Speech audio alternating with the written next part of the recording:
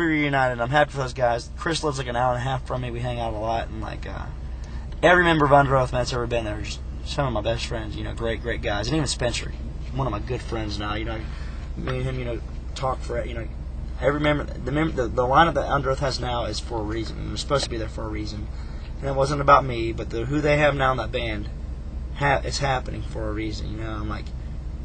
And just like Maylene, the members of Maylene, I think it's for a reason, how this all formed. I don't think everything's a coincidence. So it's kind of the story of underoath, and I probably talk really fast.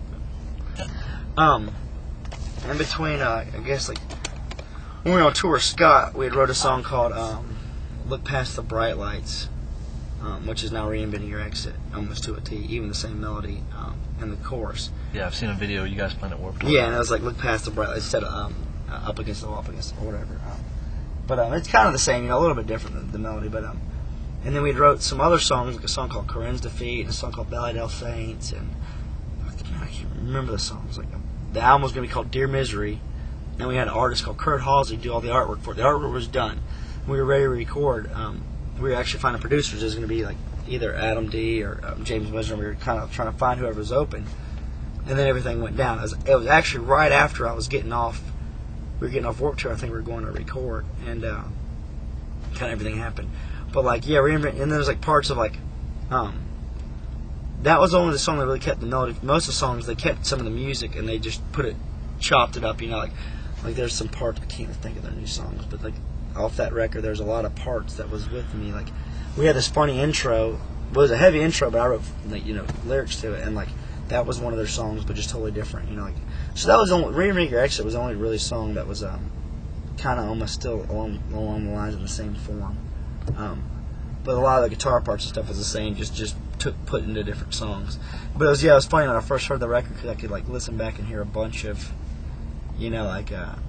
of parts we had written musically and some of the vocal melodies. So that was cool. I mean, but it was cool. They did respect me and didn't use my voice. And that would have been weird for Spence. He had a hard enough time singing the Change of Times, like doing karaoke. He probably hated doing that, and so he probably wanted to kind of do his own thing. So yeah, that was cool that they respected that. Okay, my friend Phil, because I'd like to clear this up too. I only got 3 minutes. Okay, my friend Phil used to sing for the band from first to last. Was a tour manager for underoath. And he was starting a band called The New Tragic with some other guys. Gideon, who was the first guitar player for Seven Star. And he was like, hey, you want to help on it? And we'd always joked about it. Let's do a band together, because I've been friends with Phil. And so they started playing around. I never wrote any music with them. I wrote, I think, 2 vocal lines, but I'm not on any of the vocals. I don't do any of the vocals. Then one day they were like, hey, I come, when Maylene's on tour, I take pictures with them or whatever, but I never wrote anything or was on any of the recordings. And I was going to help them with, keyboard parts and stuff and some vocal parts, but never got the chance to really. Then they wanted to do a video making fun of rock stars, and I was like, oh, that'd be hilarious, We get to the video shoot, and there's 2 dirty strippers there, and I'm thinking, what is this? This is the complete opposite of what I'm about. And they're like, it's going to be a total joke. So in the video, I'm dropping my sidekick. I don't even know how to use one. I'm chewing gum and being stupid, and I'm like, this is hilarious, because making fun of kind of the whole rock star lifestyle. Well, then it comes out, and I guess the guy that video filmed the girls by themselves while we were around in the car. So it comes out, and it looks like this dirty stripper flick, and I'm thinking, what the heck? Because half the time, I didn't even know it was going to come out, and that was the most embarrassing moment in my life, saying, hey, I'm not about this, I'm sorry that my name was put on this.